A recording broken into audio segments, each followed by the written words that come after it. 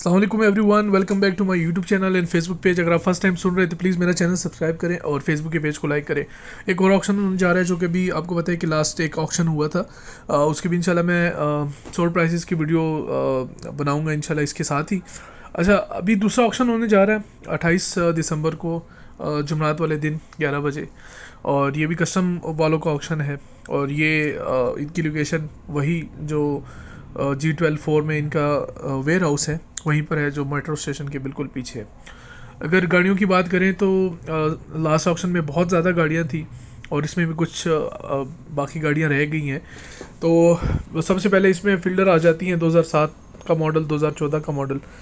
उसके बाद एक्जियो की एक 2015 मॉडल है, एक्वा की 2014 और एक 2018 मॉडल वाली गाड़ी भी इस ऑक्शन में है। विड्स 2003 2005 मॉडल। टोयोटा प्रियस एक ही गाड़ी है इसमें, 2010 का मॉडल। उसके बाद BMW 735 Li 3 है जो 94 मॉडल की है। BMW 518i 96 मॉडल है। कवासाकी की बाइक है, 2007 का मॉडल है, जो पहले भी एक बार आ चुकी थी। उसके अलावा बाकी डीजल के जनरेटर हो गए, कपड़ा, मोबाइल फ़ोन, एक्सेसरीज वगैरह, ये सारा सामान इसमें है। और बाकी अगर इनके इंस्पेक्शन की बात की जाए तो ये 27 दिसंबर को आप ये ऑफिस के आवर्स में चेक कर सकते हैं। इनका अपना टाइम है 10 बजे से लेकर सुबह शाम 5 बजे तक।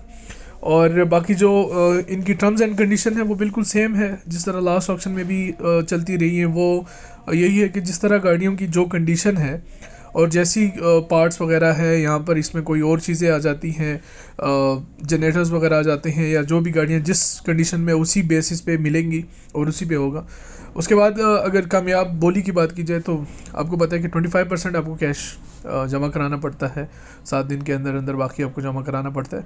उसके बाद अगर वो आप नहीं करवाते तो आपकी जो पेमेंट है वो ज़ब्त कर ली जाती है। उसके अलावा 10% का जो टैक्स है फाइलर पे, और जबकि 20% नॉन फाइलर पे इनकम टैक्स होता है जो गाड़ी आप बाय करते हैं उस पर। बाकी ऑक्शन फ्री फॉर ऑल है, आप कहीं से भी आ सकते हैं, कहीं से भी पार्टिसिपेट कर सकते हैं।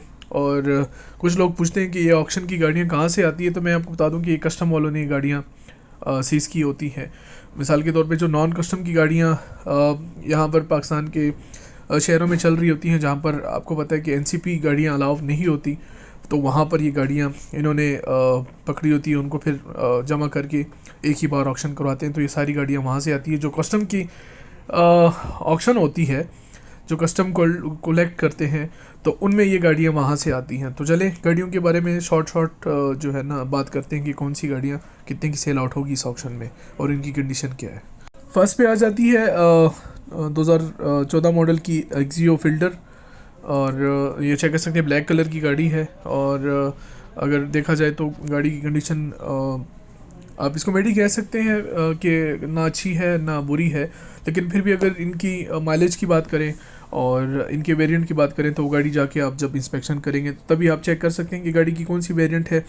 और अगर प्राइस ब्रैकेट की बात की जाए जो कि इस ऑक्शन में कितने की सेल आउट होगी, तो वो आप आइडिया के तौर पे लगा लें कि ये गाड़ी तकरीबन 35 लाख से और 30 से 35 लाख के ऊपर ये गाड़ी सेल आउट होगी। लेकिन फिर भी डिपेंड करता है कि इसकी कंडीशन कैसी है और इसकी माइलेज क्या है और इंजन वगैरह की इसकी कंडीशन कैसी, क्योंकि आप वहाँ पर जाकर इसको स्टार्ट भी नहीं कर सकते। और स्टार्ट करने के अलावा काफ़ी गाड़ियाँ ऐसी होती हैं जो लॉक होती हैं, तो आप बाहर से ही इसका अंदाज़ा लगा सकते हैं कि इनकी कंडीशन कैसी है, या इंटीरियर में आप देख सकते हैं कि इनका वेरिएंट कौन सा है। उसके बाद आ जाती है 2014 मॉडल की एक्जियो, वाइट कलर की है, और गाड़ी की कंडीशन ये भी नॉर्मल अलाई रिम्स वगैरह इसको लगे हुए जो कंपनी से आते हैं, और वाइट कलर है। और माइलेज वगैरह की इसकी अगर बात की जाए तो वो उसका आप जाके चेक ही करेंगे तो आपको तभी आइडिया हो जाएगा। उसके अलावा बाकी कंडीशन भी इसकी ठीक है। और ये हाइब्रिड वाला वेरिएंट है या नॉन हाइब्रिड वाला है, तभी इसका वहाँ पर जाके आपको पता चलेगा। अदरवाइज़ अगर इसकी प्राइस की बात करें तो ये भी गाड़ी उसी तरह तकरीबन आप कह लेंगे 35 लाख से ऊपर ही के सेल आउट होगी, और इससे नीचे भी हो सकती है, लेकिन डिपेंड वही करता है कि इसकी कंडीशन, वेरिएंट वगैरह और वो क्या है। तो उसी बेस पे इसकी जो एग्जैक्ट अमाउंट है वो आप जो है ना अपने माइंड पे क्लियर कर सकते हैं कि ये कहाँ से कहाँ तक सेल आउट होगी। उसके बाद आ जाती है 7 मॉडल की एक्जियो, और ये भी वाइट कलर की है। कंडीशन इसकी कोई इतनी अच्छी खास नहीं है, लेकिन अगर देखा जाए तो इसकी वेरिएंट का भी पता नहीं चल रहा।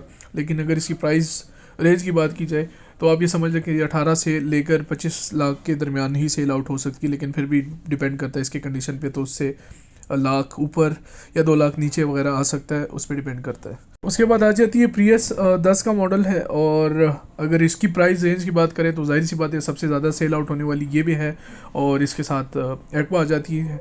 तो ये गाड़ी तकरीबन सेल आउट होगी, तकरीबन 30 से शुरू होगी और तकरीबन 35 लाख के दरमियान ही सेल आउट होगी। तो जैसे एक्वा की बात की जाए तो जाहिर सी बात है ये भी उसी तरह हाइब्रिड की गाड़ी है, और ये भी ऑक्शन में सबसे ज़्यादा सेल आउट होने वाली है। तो इसकी भी अगर प्राइस रेंज की बात करें तो यही 30 लाख से ये भी स्टार्ट होती है और 35 लाख के दरमियान सेल आउट होगी। उस पर डिपेंड करता है कि इसकी कंडीशन क्या है और उसका वेरिएंट क्या है। उसके बाद अगर एक्वा 2018 मॉडल की बात करें तो ये न्यू शेप है, और ये गाड़ी भी काफ़ी साफ़ नज़र आ रही है, और माइलेज वगैरह पे डिपेंड करता है और इसके ग्रेड पे भी डिपेंड करता है कि कौन सी है। लेकिन अगर इसकी प्राइस रेंज की बात करें तो ये गाड़ी तकरीबन 45 लाख रुपए से स्टार्ट होगी, और ये आप समझ लें कि 45 से लेकर 55 लाख के दरमियान ही ये गाड़ी सेल आउट होगी। लेकिन फिर भी वही बात है कि डिपेंड करता है इसकी कंडीशन पे और इसके ग्रेड पे डिपेंड करता है कि कौन सा ग्रेड है और कौन सी कंडीशन पे डिपेंड करता है कि इसकी माइलेज वगैरह क्या है और ओवरऑल गाड़ी की क्या कंडीशन है। उसके बाद आ जाती है विड्स 2003-2005 मॉडल की, और यहाँ पर इन्होंने सिर्फ एक ही पिक्चर लगाई हुई है गाड़ी की, और ये वाइट कलर की है। लेकिन अगर दोनों की बात की जाए और जैसे ये गाड़ी नज़र आ रही है तो दूसरी भी इसी तरह ही होगी।